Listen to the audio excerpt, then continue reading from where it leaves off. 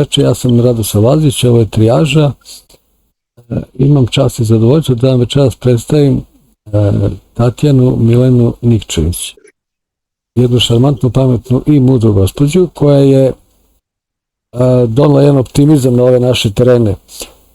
U mojoj mladosti je recimo ovdje su, ja se sećam, dolazili ljudi avionima da prisustvuju nekim vežbama, intenziju, pa dođe čovjek iz Kanade, pa dođe bračni par iz Švajcarske, iz Nemačke, pa se vrate, recimo dođe četvrtak, vrate se u ponedjeljak, pa smo onda imali ratove, raspali smo se, postali smo slepo crevo i odjednom se pojavlja osoba koja donosi nešto novo na ove naše prostore i ja sam nedavno bio prisutan na nekom eksperimentu gdje je bilo ljudi iz Amerike, iz cijele Evrope i iz ove naše bivše Juge.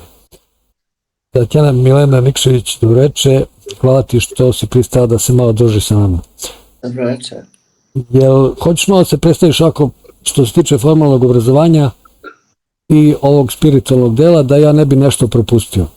Ako i ti propustiš, onda je lakše. Pa generalno govoreći, ja se nikad ne predstavljam ni sa kakvim titulama, niti sa kakvim identifikacijama, jer svaka osoba koja ima identifikacije ima ograničenja koja dolazi sa tom identifikacijom.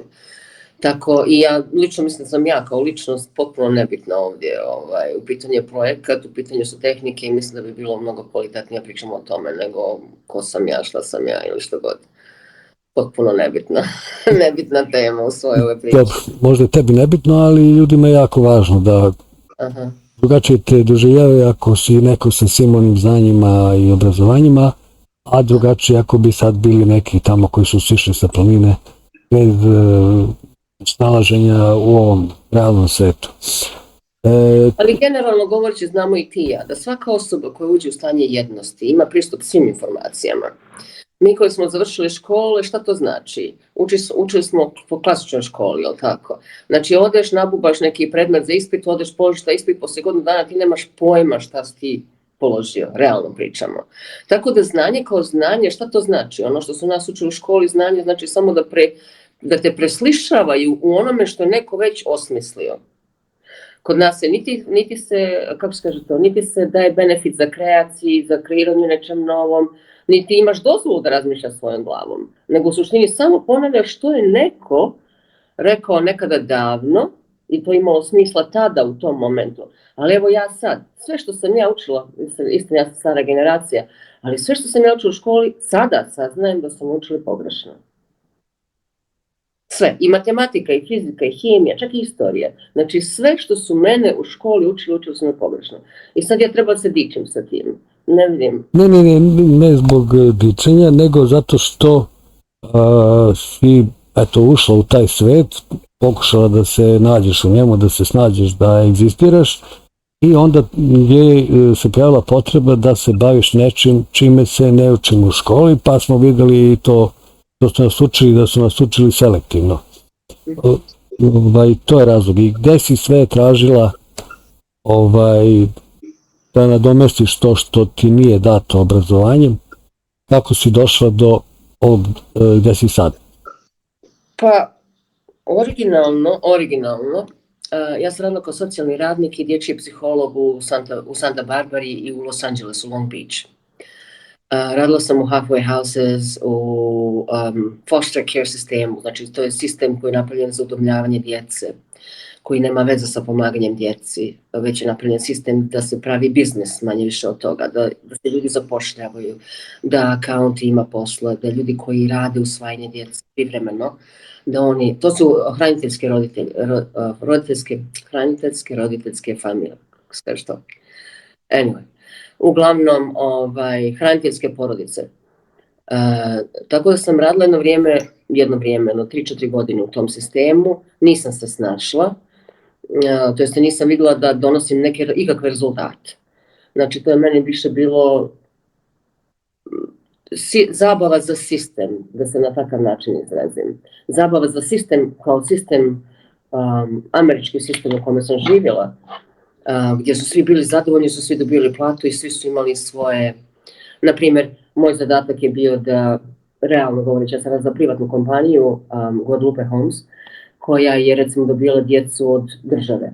Znači, po prosjeku svaki socijalni radnik ili dječji psiholog ne bi trebao da ima preko 7 do 9 djece sa kojima treba da radi. Jer ti u toku dana treba da vidiš svako drugo dijete. Znači, dijete treba da se vidi 3-4 puta nedeljno. Treba da ga vidiš u ambijentu gdje je u foster familiji, također treba da si na terapiji dok je sa prirodnim roditeljima. Znači, treba da si prisutan manje više svuda.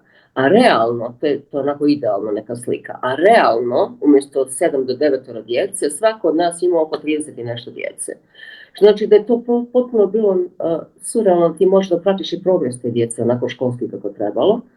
A druga stvar, najčešće vremena smo provodili po sudnicama, da osvjedočimo da li je taj prirodni roditelj spreman da uzme to dijete nazad ili ne. Jer ne znam da li znaš, u Americi tada barem bio zakon, ne znam da li sam nešto promijenilo tada, zakon je bio da svako možete prijaviti da si loš roditelj.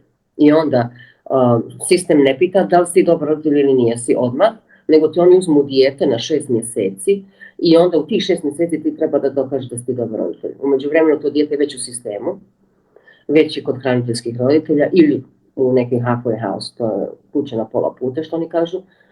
I onda ti treba da dokažeš da si ti dobar roditelj, da ideš na terapije, da održavaš sve što se očekuje tebe od sistema. U međuvremenu tu su zaposli i socijalni radnik, i psiholog, i agencija koja uzme to da plesuje to dijete, starateljska familija, hraniteljska obitelj koja uzme to dijete, onda sudija, škola, sistemi, sve se to od tog jednog slučaja, svi se hrane da kažem, svi se hrane od toga, od jednog slučaja. Znači, to nije bilo za mene. Onda desilo mi se još nešto, ja kao hobi uvijek sam slikala i vajala, imala neke galerije u Santa Barbari, pa onda desilo mi se neki saobraćajni sudar koji je zahtijevao da se od njega oporavim 5 godina. Flipnula sam 6 puta u otvoreni džip, jedva ostala živa, tu sam imala neka interesantna iskustva. I to mi je preokrenulo život 180 stepeni. I onda sam završila na UCLA bolnici u Los Angeles i onda da bi dobila popust, pošto sam završila na studentskoj bolnici, pošto sam bila ilegalna u to vrijeme, nisam imala papire i ni novac, ni ništa, mislim, preživljavala. Evo. Tako da u to vrijeme kažu upiši nešto drugo, što bi ti pomoglo da dobiješ neki popust i onda sam upisala interijere, sa interijera prešla na arhitekturu i onda shvatila da sam rođena za arhitekturu, da je to moja strast. I bavila sam, i dan danas se bavim arhitekturom, psihologiju nisam dizala ruke, jer to je moja strast, ljudska, što kažu, ljudska interakcija me uvijek zadivljavala, uvijek sam bila zadivljena sa ljudskom interakcijom, na ovaj ili onaj način, ali uvijek zadivljena. Tako da sam nastavila dalje da se studira sve moguće modalitete koje postoje na marketu. I to je to. Jedna od njih je bila PEAT tehnika koju nisam praktikovala. Naučila sam, ali nisam ništa radila, što kaže Živorad, koje ne koristi prve 2 nedelje, neće nikad. Tako, međutim, desila mi se neka zdravstvena situacija gdje sam bila paralizovana. Od vrata dolje, 3,5 nedelje, bukvalno. I onda u tim situacijama tražiš neke odgovore, mislim, ono što je najbolje za tebe. I onda sam, ja nazvala jednu koleginicu koja je, u stvari ne ja, nego medicinska sestra uzela preko mog telefona, nazvala je na speaker i ona mi je radila tretman i onda sam ja dok ona radila taj tretman dala zavjet da ako ikad prohodam, da će profesor sata života da učim tu ili bilo koju tehniku koju bi mi izvukli iz te situacije. I to je tako, posle 9 mjeseci kad sam dobro oporavila, ostavila oglas na Facebooku, nadao se niko ne javi da ispunim moje obećanje, međutim javilo se 11 ljudi, posto toga 50, posto toga sve tako. Nastavilo se, ja držim te seminare kao hobi, part-time, to mi nije biznis, a to radim iz ljubavi i to držim možda nekog puta godišnje. Obično kad dođem kod nas, u Americi još nisam počela s tim, aktivno se bavim i to je to. U međuvremenu izrodile se neke tehnike, rodile se 3 tehnike u međuvremenu kojima sam ja bila provodnik, jer nijedna ideja nije naša i mozak je samo receptor za ideje koje nam odlaze i dolaze. I ja sam bila provodnik za neke 3 ideje koje su stvarno fascinantne, dovode nevjerojatne rezultate, sve 3 tehnike, svaka na svoj način, tako da evo sad smo napravili Sad pravimo centre svuda po Evropi i Americi, centre u kojima ljudi dođu i apliciraju te FR tehnike i dobijaju ozbiljne rezultate. Evo ti sad učestvuje u jednom takvom projektu, hoćeš ti da podeliš tvoje iskustvo, da ja ne pričam o tome. Da, pa rekao bih da sam htio da u stvari čovjek koji se bavi sa ovim stvarima uvek mora bude otvoren za nešto novo, da vidi da li postoji nešto efikasnije što bi moglo da pomogne ljudima s kojima radi. I iskreno kad sam tamo prošao kroz taj sistem, sjećam se, Platon kaže na jednom mestu, kaže kako čovjek može da zna nešto što već nije znao. Međutim, ovdje je bilo obrnuto kako sam ja zaboravio nešto što sam već znao. Zahvaljujući, ne znam, ovom stresu, pa onom stresu, pa svim tim. I mogu da kažem ovako odgovorno da je ovo da je u stvari ne jedna, nego najbolja metoda s kojoj sam se ja sreo, recimo u svojih 30 godina prakse. A imao sam čast, sreću, zadovoljstvo, kako god, da stvarno razgovaram sa autoritetima, znači koji su priznati ne samo od mene, nego od neke šire publike. I htio sam da malo čujemo šta si to sve probala pa nije radilo.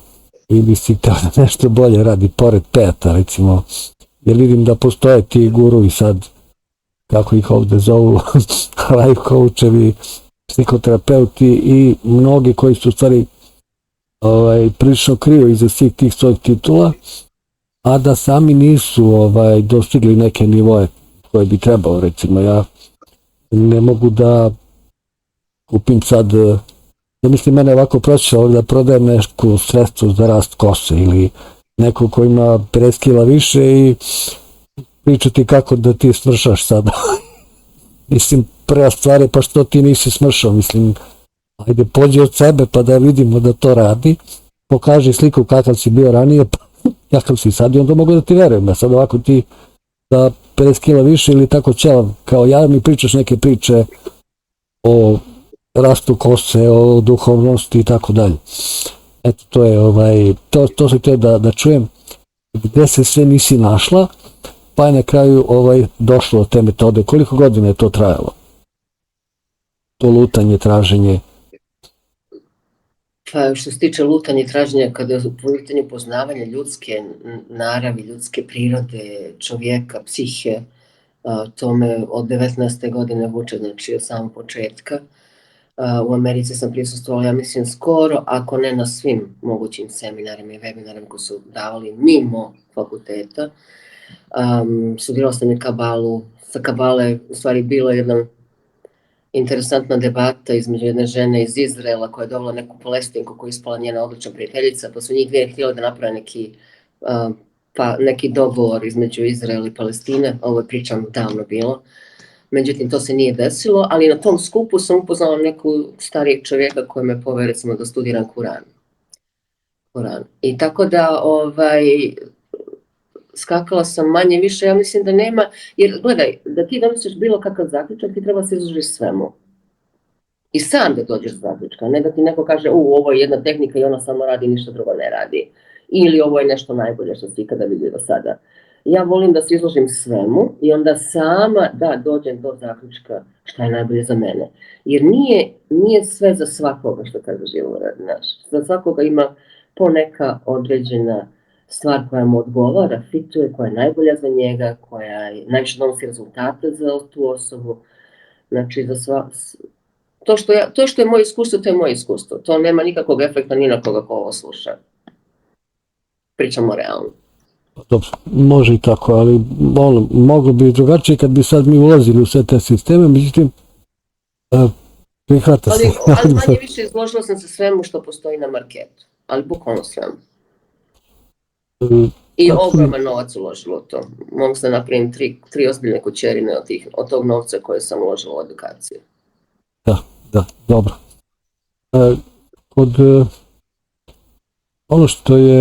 Ono što možda je interesantno, zašto ova tvoja tehnika ili ove tvoje tehnike rade kod većine, ja mislim da da si uspela da napraviš neku novu sintezu, jer generalno pojavit će se problemi kod tu mnogih, da ne kažem svetih knjiga, ali sad u zadnjih 20-30 godina mozak je postao mnogo više dostupan nego što je bio do sad. Znači, postoje mnogo načina da se to izmeri šta je to što se radi, kako se radi i na kraju ima li rezultate ili nema.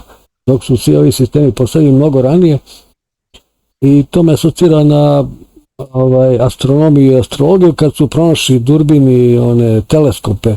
Recimo, onda isto u tih 10, 15, 20 godina više se naučilo nego 5000 godina pre toga. I meni je ovo bilo fascinantno jer si ti prošla kroz sve te sisteme i uspela si da ovako iscediš ono najkvalitetnije od njih, pa da ti recimo lepo sklopi svesno i nesvesno, odnosno ako ne znam, podsvesni uvuk tamo vuče slike i emocije, a svesni ima recimo razmišljanje, telesne senzacije i to si lepo povezala i sad možeš malo da nam predočiš te tehnike, ne toliko meni koliko ljudima koji nas gledaju. I nevjerovatni su rezultati, zato kažem, stvari u tome da znači ne moramo nikog da ogovaramo, ali svaka ta tehnika donosi rezultate, neka za 10, neka za 50 godina, međutim, ovo što ti radiš, nekom klasičnom psihoterapijom bi se uradilo za 1 do 2 godine, zavisi kod koga se ode. Pričaj nam malo o tome. Ajde, krenemo od originalne FAIR tehnike, hoćeš to? Ona je onako malo, da kažemo, za sad najviše popularna. Pa FAIR tehnika, da, ona kada je analiziraš, ima dosta poznatih elemenata iz kliničke psihologije. Međutim, kažem ti, znači probudila se jedan dan sa kompletnom tehnikom u glavi, upisala je odmah, jer ja pišem zašto preko snova dosta dobijem informacije. I onda sam upisala od riječi do riječi, podijelila sa kolegama i svi skovo, pa koja je to tehnika, ovo je nevjerovatno, donosi super rezultate, znači sam, jel? I onda ja sam rekla, nemam pojma, ajde kako ćemo nazvamo, ako bude FAIR, Free Authentic Integration Release tehnika.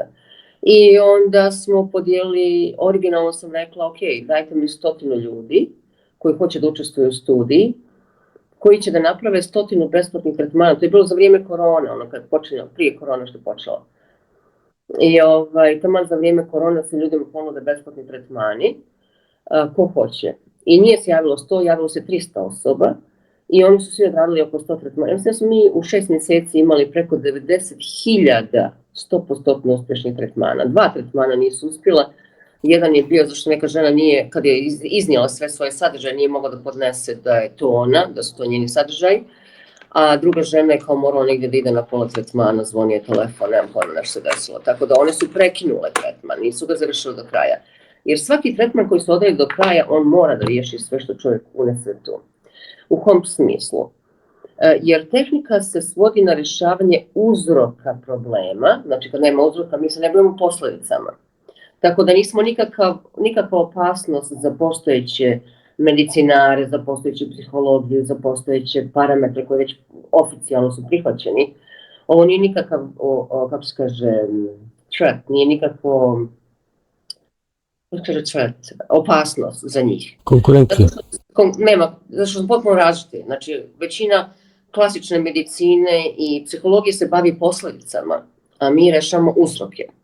A kad nema uzroka, posljedica sama po sebi nestaje, jer je posljedica rezultat uzroka. I onda ova tehnika rešava uzrok. Kada nema uzroka, nema ni posljedica, a samim tim nema ni problema. Tako da tehnika donosi 100% rezultat ako se odradi do kraja, mora se odraditi do kraja, nije lagana, kreće lagano, ali realno što je rekla jedna učesnica u našem programu sada, kaže ovo je nevjerovatno da se skinem sa droge i sa alkohola, sa teških droga, legalnih i ilegalnih, i sa alkohola i sa, ona skinula sa nekih, kako se kaže, kokaina i još nečega, a da nije prošao ni jedan dan krize. Znači da nemaš krize, jer ovo su tehnike koje prvo rade na energetskom nivou, pa onda na psihološkom nivou. Ali rade kroz proces psihoterapije. U kom smislu? Imate 20 i nešto pitanja, ona kreću vrlo lagano. Znači zamrzni taj moment, taj najtraumatičniji moment kad se desio, zamrzni ga i reci mi šta je to što vidiš kroz svoje oči u tom momentu. Vidim tu sliku, misao. Izvini, sad namjerno te prekidam, zato što moje iskustvo ljudi generalno, recimo svi znamo šta se dešava i šta radi taj zubar, ali niko od nas nije uzeo gledalce i onda je sam pokušao da nešto tu popravlja zube, nego ode tamo kod nekog ko to zna da radi. Mislim, kad je u pitanju duša, tu nešto, ovdje još uvijek postoji ta neka, ne znam, neko podozrenje, znači ako ideš na psihoterapiju nisi sam svoj, što je apsolutno pogrešno. Postoje ljudi koji su uložili decenije u to da saznaju kako ta konstrukcija koja se zove radi. I sad ako budeš to pričala, neko može da pokuša da sam sebi nešto uradi sa tim, sa onim što čuje ovde, što bi po meni bilo pogrešno. To mora da se radi sa ljudima koji su kvalifikovani i onda može da se očekuje rezultat. Ovako, i to je razlog, ne znam, verovatno i ti imaš slično neko mišljenje o tim knjigama za samopomoć i meni je svakog dana sve bolje i tako dalje. Izvini, zato sam te prekinuo, ako se... Nema veze, it's okay. Sve u redu. Ne, nego samo objašnjavam da taj set pitanja koji se postavlja, on ne rešava probleme. Ne može niko da ga riješi samo postavljanjem pitanja. Ti postavljanjem pitanja dobijaš uvide. Sa oslobađanjem energetskog naboja sa tih uvida, to je ono što je tehnika moćna. To ne može se naučiti ovako preko... Možeš ti sve postaviti pitanje da bi da odgovor imaš uvid, ali to ti ne rešava problem. Znači ono što rešava problem je skidanje energetskog i emotivnog naboja, to jest integracija energetskog i emotivnog naboja sa tih sadržaja koji su core baza nečega što te muči. To podrazumijeva koji su to u stvari, šta ti dobijaš, šta ti gubiš tu, koga kažnjavaš kroz svoje kažnjavanje, zašto u toj situaciji. U jednom momentu pojavi se tačno slika, to sam svakako klijent se vodi kroz proces, ali u jednom momentu pojavi se tačno slika iz djetinjstva, od 1. do 7. godine se nešto desilo i ti tačno vidiš tu sliku, vidiš svoje nožice, vidiš majku, tatu, znaš gdje se nalaziš, dobijaš iste poražavajuće poruke koje dan danas nosiš sa sobom, od tada, jel? I onda to je uzrok i tu vidiš koje su to poražavajuće odluke koje su donio, nisam dovoljno, ne zaslužujem, ne pripadam, što god da jeste za klijenta. Tako da kroz taj prvi set klijent dobija uvide šta, gdje, odakle. Znači to je psihoanaliza od 3 godine spakovana u nekoliko minuta, da kažem pola sata, sat. Nakon toga ulazi se u jedan proces gdje klijent, ali bukvalno proces, gdje klijent shvata da su to u stvari sve naše konstrukti koji su koji su filterisani kroz naše percepcije. Znači to su proces kroz filtera percepcija, svojih percepcija, koji su nekad realni, nekad nisu. Jel? I onda shvataš, wow, ovo si sve radio da bi igrao, ono što sam ja otkrila da svi mi igramo jednu glavnu nesvjesnu igru. Znaš, Slavinski je pričao da svako ima svoju nesvjesnu igru koja je različita od nekog drugog. Međutim, ja sam došla do zaključka da svi imamo jednu glavnu nesvjesnu igru. A ta glavna nesvjesna igra je da se skrijemo sami od sebe, jer smo zaboravili ko jesmo. Jer smo nakačeni da kroz tu fazu ti saznaješ da si zaboravio ko jesi, da se prisjetiš ko jesi, znači da se vratiš ono ko ja, a baza svega što jeste ljubav i mir. I onda kad i doživiš tu ljubav i mir, doživiš to stanje sebe, ono ko ti stvarno jesi. I kada jednom doživiš to, možda je posle toga priča ko šta hoće, ti znaš ko ti jesi, jer si se osjetio. I doživio si sebe kao takvog. I onda shvataš da su sve to drugo samo konstrukti koji te drže udaljenim od tvoje suštine. Da su šta su problemi? Problemi su u suštini energetski naboji sa kojima i identifikacije sa kojima smo mi sebe opkolili i bavimo se sa njima toliko dovoljno i toliko puno da smo zaboravili ko zaista jesmo. Znaš, da ti ne možeš da doživiš, kaže neko mene, pa kako ću ja dođem do te ljubavi i mira? Nemaš ti šta da dolaziš, ti si već idealan takav kakav jesi, jer ljubav i mir je u tebi. Ali ti ne možeš da doživiš to ljubav i mir, se baviš sa onim nabojima koji si pokupili usput od ko zna koga, tate, mame, džeda, babe, sredina, jel? I onda gajiš te naboje kao da su tvoji. I misliš da si to ti. I sve dok misliš da si to ti se boriš sa tim. I dok se god boriš sa tim, ti ne možeš da vidiš ko ti jesi, ne možeš da doživiš ono ko ti jesi. A sa ovim tehnikom mi integrišemo energetski emotivni naboj, tako da čovjek može da doživi sebe na najdubljem nivou. I jednom kad to doživiš, pošto ga razumiješ što god da se dešava se samo radi iskustva, isto tako shvataš da nisu drugi ljudi ti koji kreiraju situaciju u tvojom životu, nego taj potisnuti sadržaj koji je spreman za integraciju. A ako se ne integriše, to znači da nešto u nama ga sprečava da se to ne desi, jer onda mi izbjegavamo neke stvari, to znaš sam kroz proces kako radi. Znači saznaješ tačno zašto izbjegavaš da doživiš to što treba da doživiš. Jer generalno govoreći, sve što počinje, sve što ima početak mora da ima kraj. Ali mora da ima, znači početak ima i kraj. Sve što postoji ima početak i kraj. Ali u međuvremenu mora se uvažiti da postoji, da se doživi, da bi se integrisalo, da bi se završilo. Isto tako i emocija, poražavajuće odluke, misli, sve imaju početak i kraj. Ali neke nemaju zato što ih mi potiskujemo u sebi, jer mi ne želimo da ih doživimo. Naprimjer, osjećaj ljutnje, bijesa, razočarenja, nemoći, tuge, što god. Onda nama je kulturološki nametnuto da izbjegavamo da doživimo te emocije i onda ih ne doživljavamo, nego ih potiskujemo. A samim tim sve što potiskuješ, to istrajava i tome daješ energiju, ti.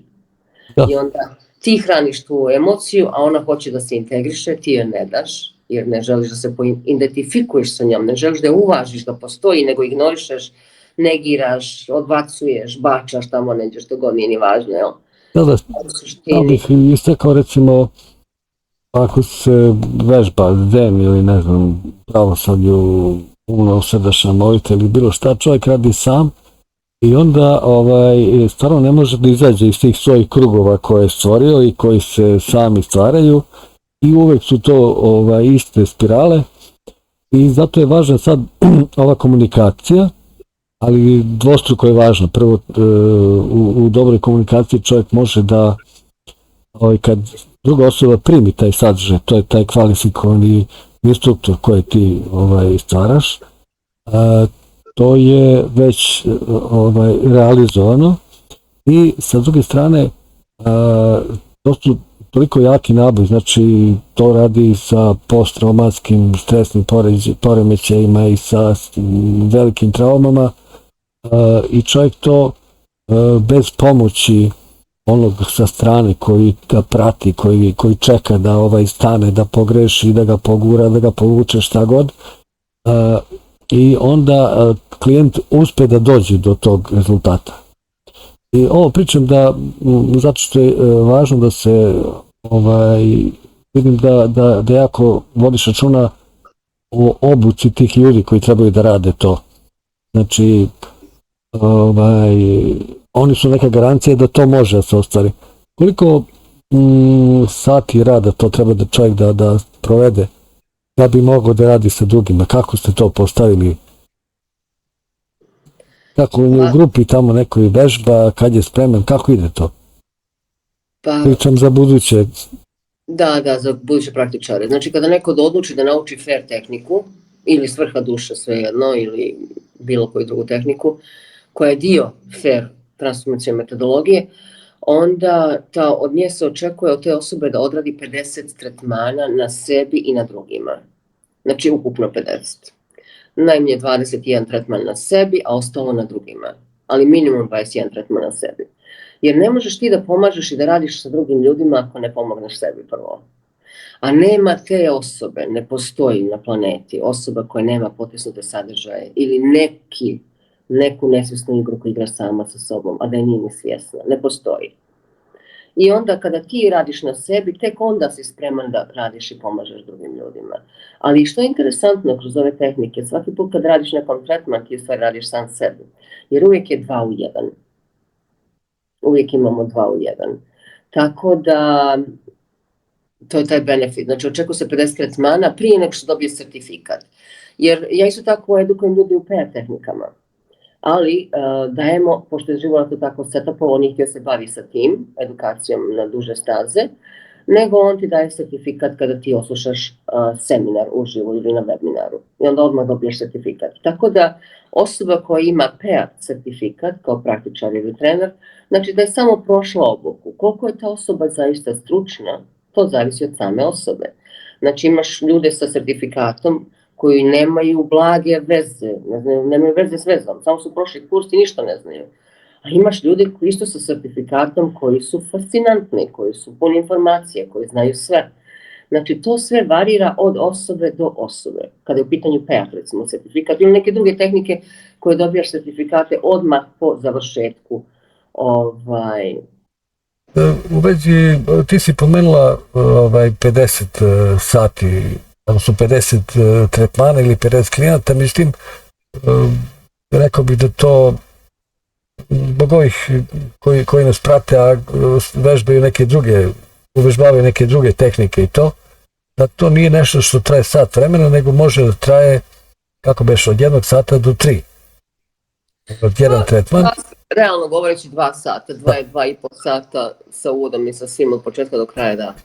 I s tim što sam vidio jednu osobu koja je pokušala da radi tretman, ali nije uspio da ga iznese do kraja. Znači nije to sad, to je 50, ali mislim da je interesantno to što godinu dana te ljudi mogu da se obraćaju grupi tamo da rade i da sa njima rade i da onda jednostavno shvate kad su spremni za to. Jer ipak dolazimo iz različitih sredina, okruženja i sa različitim kulturnim obrascima.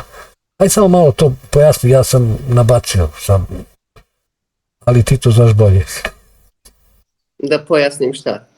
Da pojasniš da to ne mora da bude 50 sati, odnosno to traje malo duže i osoba može da posle 50 ili posle 150 sati bude spremna, recimo, da polaže i da postane praktičar, da izađe iz te zaštićene zone kao što je ta grupa gde to može da radi. Sam ja to dobro povezao. Da. Znači, kogod dođe da nauči tehniku,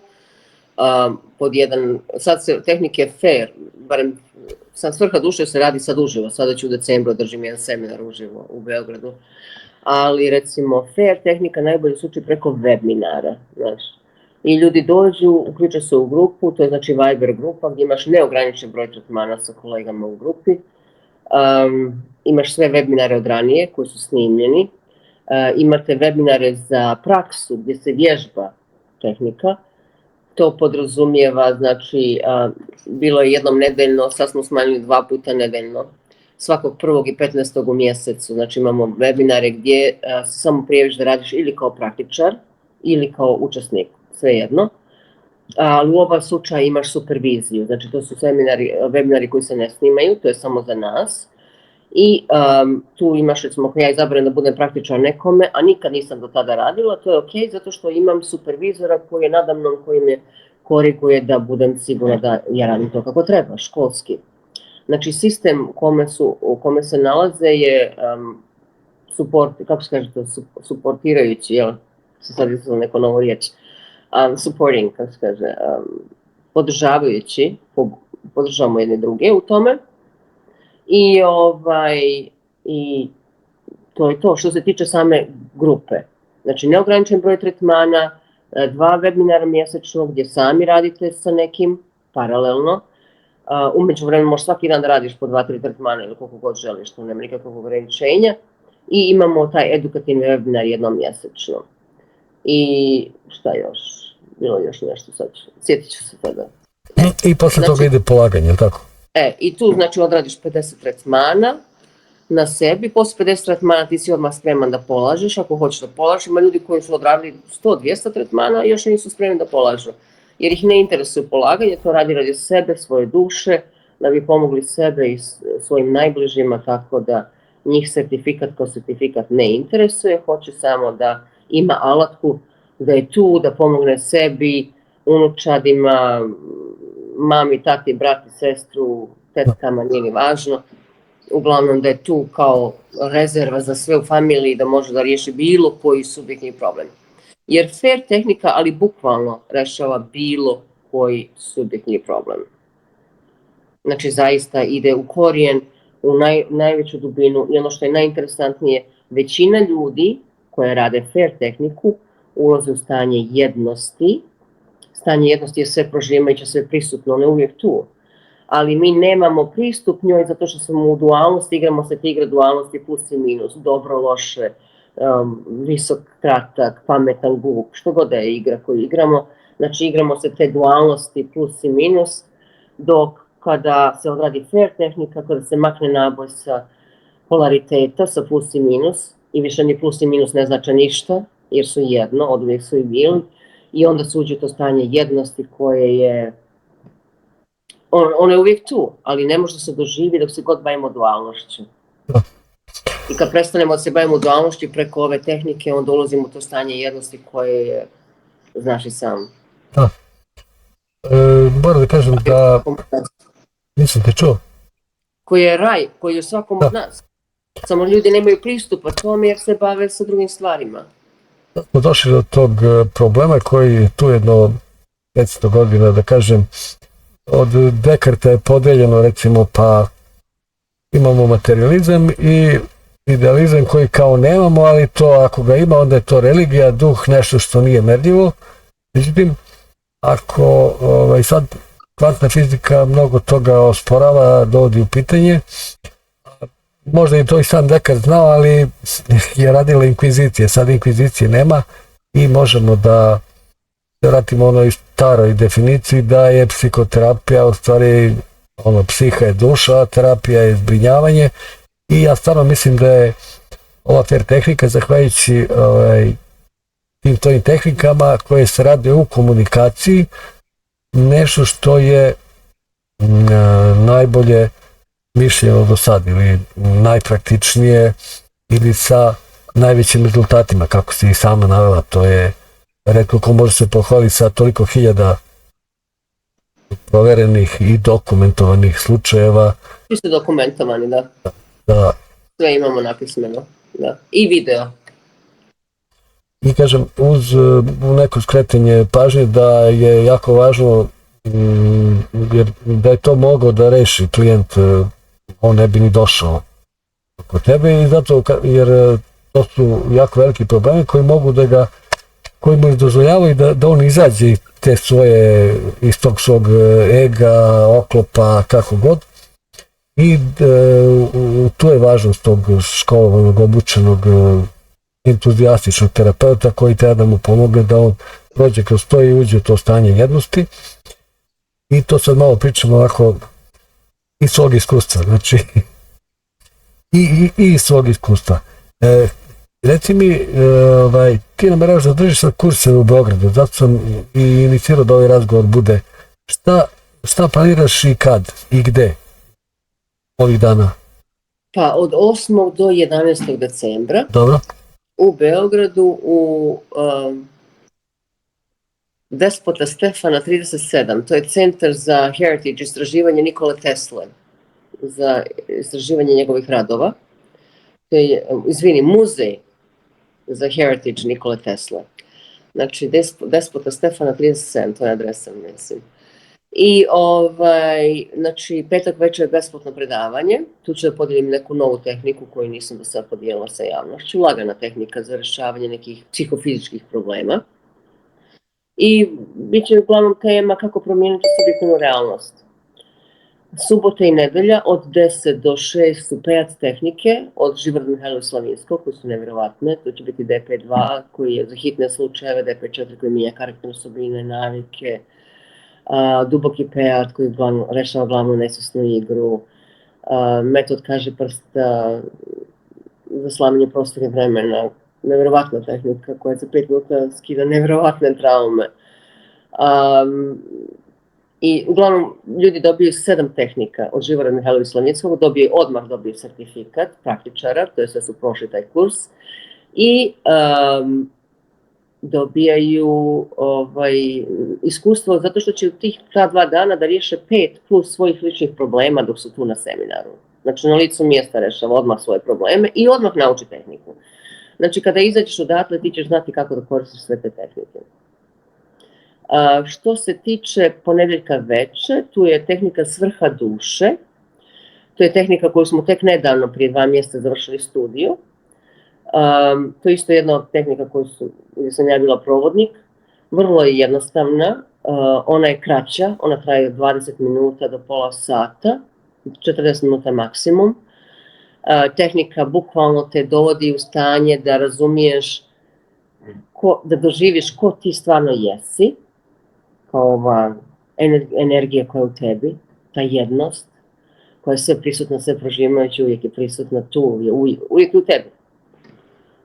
Ali jednom kad je doživiš i shvatiš koja je svrha te duše, svrha te energije, te životne sile i koja je njena svrha za tebe kao entitet, kao identifikacija, Tatjana, žena, što god biće, jel? I kada vidiš koja je tvoja svrha te duše i koja je svrha te duše, koja je u tebi sva ista stvar, onda isto tako kroz tehniku saznaješ koje su to blokade koje te sprečavaju da ti živiš svoju svrhu duše. Mi smo rekli svrha duše, stvari ta životna energija, sa svjesnosti koja je u svakom od nas. I onda kada saznaš koje su to blokade, onda isto tako saznaš isto uzeo od tate ili od mame. Nekoga iz djetinjstva smo to čapili i gajimo ga kao da je naše. I onda tražimo da se to transmutira iz negativnog u pozitivnog i na kraju uzimamo sve te sadržaje koji nas blokiraju, koji nam ne dozvoljavaju da živimo svrhu svoje duše i uzimamo ono što je željeno stanje, svrha duše, to sve integrišemo u jedno, gdje čovjek doživi neviđenu jednost, sam sebe na tom najdobljem nivou i od tada sve ono što je unije tu je raspršeno, jednostavno nestaje jer nema naboja, jer sve što se unosi u stanje jednosti nestaje. Hvala ti. Ja bih mogao s tom do sutra, do 101 i nazad da pričam, ali poštujući tvoje vreme, reci mi šta je to što sam trebao da te pitam, a nisam smeo, hteo, zaboravio i šta bi imala da poručiš našim pratiocima?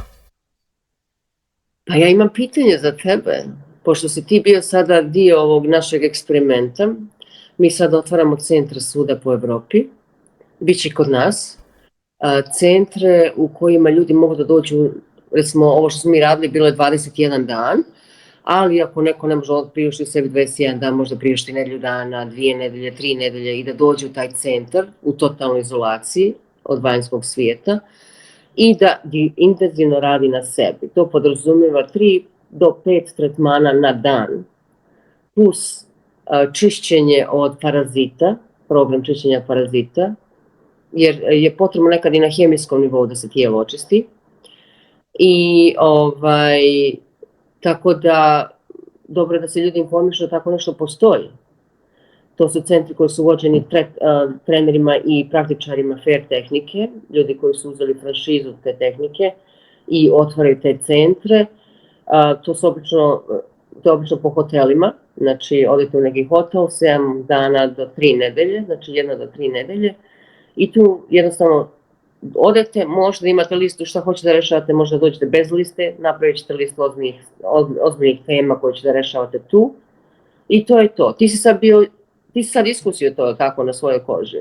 Hoćeš ti da podiješ svoje iskustvo, šta bi ti rekao za tako nešto? Plem da ovo što smo mi radili, to se snimalo, pa to je bila malo kraća verzija i malo diluted, malo razblažena verzija nego što je u centrima, ali u centrima je to malo onako kao bootcamp, kao, kako se kaže bootcamp na našem, ozbiljne radionice u kojima nema bježanja. Od jutra do mraka se radi. Dobro, ajde pre nego što ja kažem, reci da će to biti gotovo kad i kad ćemo smeći da pričamo o tome otvoreno, kad će... Pa mislim, možemo pričamo o centrima sada odmah, što se... Ne, o centrima, da, to si me pitala, to ću ti kažem, ali kad će biti taj film koji smo...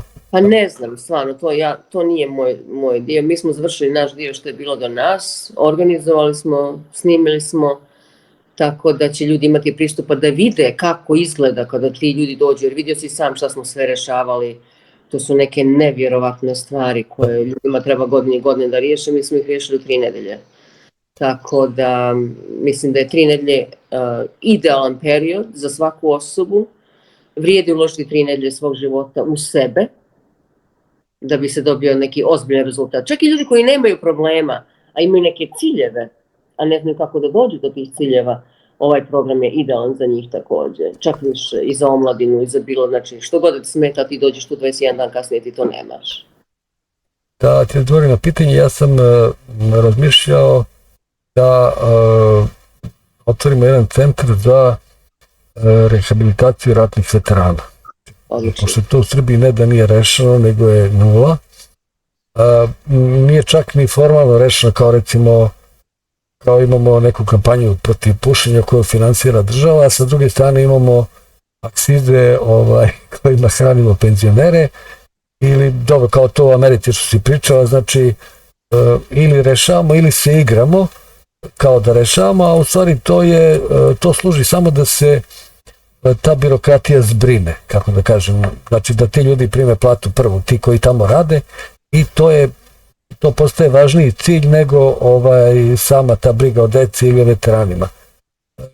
Ja sam u kontaktu sa nekoliko njih i ideje da se omogući recimo da tu dođe svake nedelje, jednom nedeljno recimo da dođe 10 tih veterana i da tu dođu 2-3 per procesora koji bi to radili sa njima 2 puta u toku dana, a treće predavanje bi bilo ne toliko predavanje nego nešto praktično, recimo da li su to pčele, da li su to koze, da li nešto što bi ti ljudi mogli da rade kad se u sklopu te integracije. Pa smo mislili da probamo sa tim, ali sad evo kad si me pitala, nisam to da uplićem politiku, ovdje su izbori i posle izbora postoje neke varijante da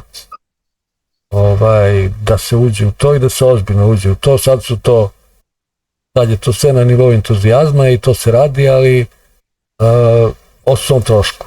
I rezultati postoje, ali bi to stvarno moglo da se omasovi. Eto, to je ono što ja nameravam sa tim da uradim u roku od par meseci. Nisi mi rekao tvoje komentare u vezi rezultata koji si vidio da su ljudi koji su učestvovali u tom programu dobili? Rezultati su stvarno impresivni i ja sam samo se htio da te pitam, što postoji mogućnost kad čovjek ovako naglo uskoči u neku novu realnost koja je u stvari njegova ili se vratio u tu realnost iz koje je izašao, koju je od uvek znao, što bi ti rekla, ono što smo na početku emisije obrnuli Platona. Mislim da ako bi nastavili da rade, da bi vrlo brzo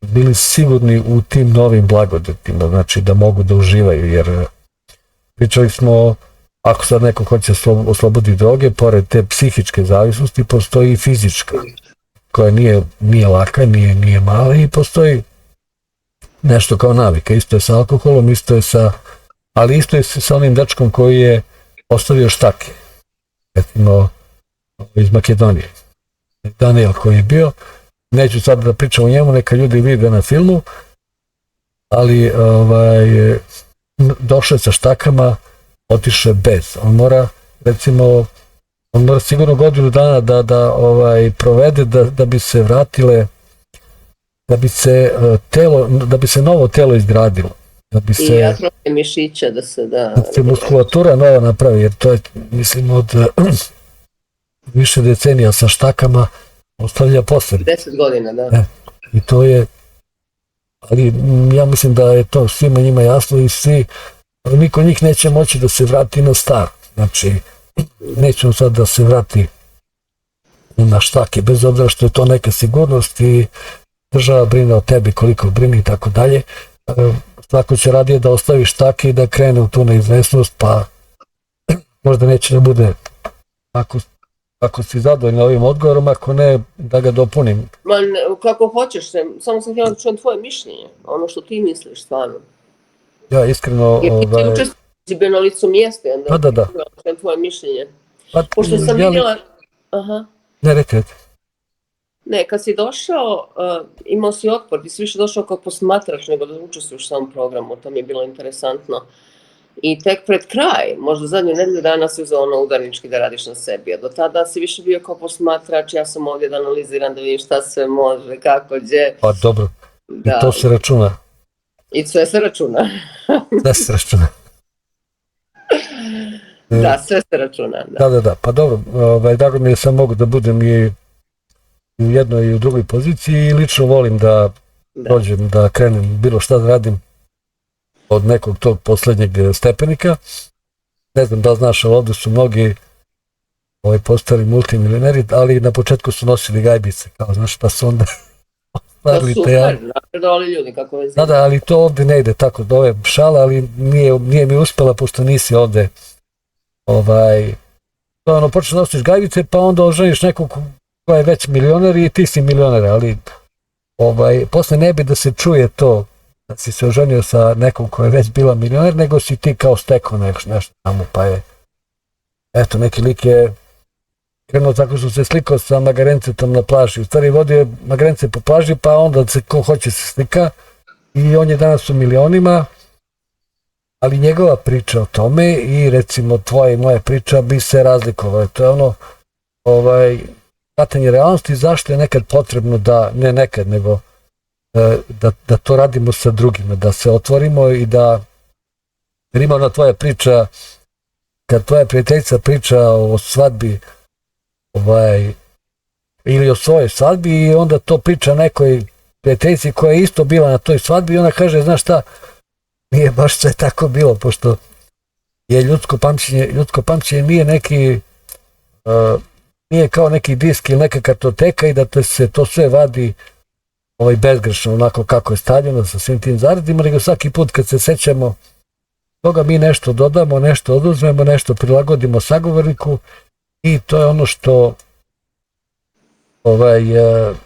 si ti dobro primetila i ubacila u ove metode.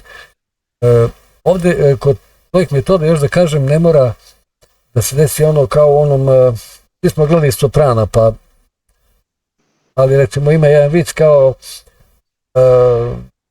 kaže taj mafioza koji je bio kod psihoterapeuta, kaže, znate šta doktor, ja se stvarno odlično osjećam, vi ste napravili čudo, ima samo jedan mali problem, vi sad mnogo toga znate.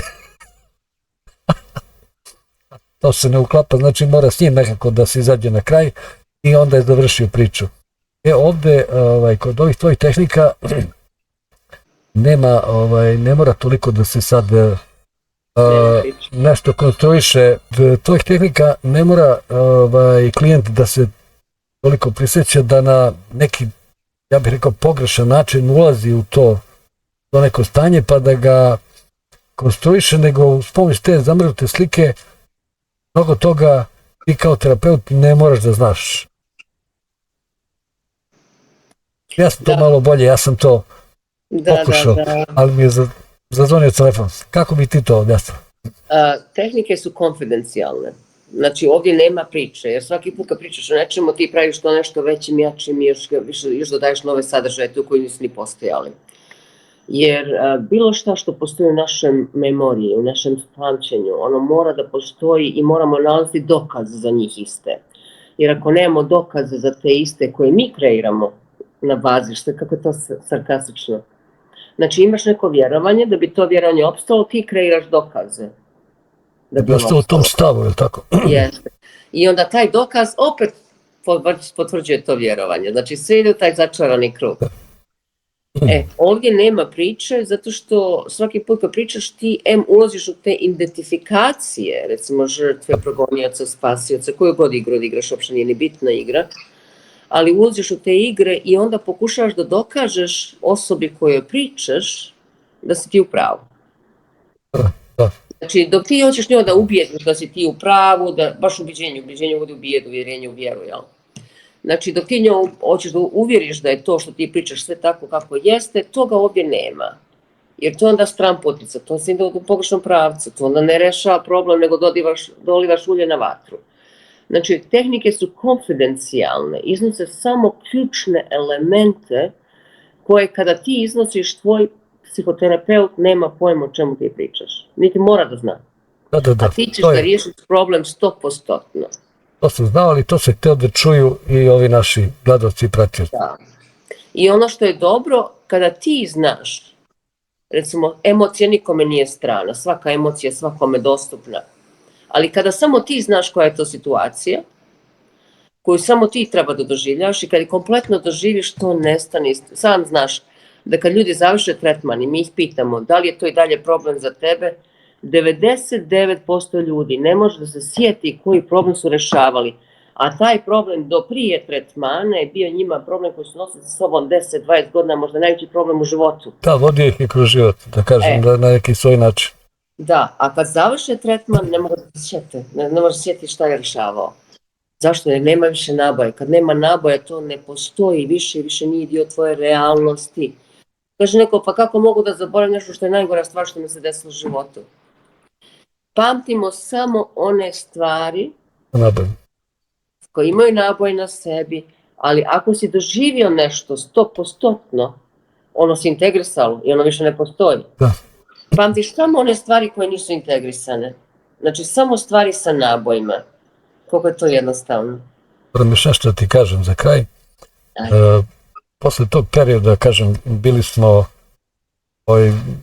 Žika je bio, Živorad je bio u punoj snazi i bilo je tu još ljudi koji su to radili i cela ova naša bivša Jugoslavija je, kažem, sećam se tog perioda kad su ljudi dolazili iz cele Evrope i iz sveta da ovde uče neke stvari i onda naišao taj neki period kad smo bili blago pa nebitni, međutim posle toga dovitljivi narod je, eto tako, sad uključujući tebe, ali mnogo tih, ili pre tebe, mnogo tih dobrih tehnika, načina rade dovučeno ovde, integrisano i mi smo negde znali da smo dobri. Međutim,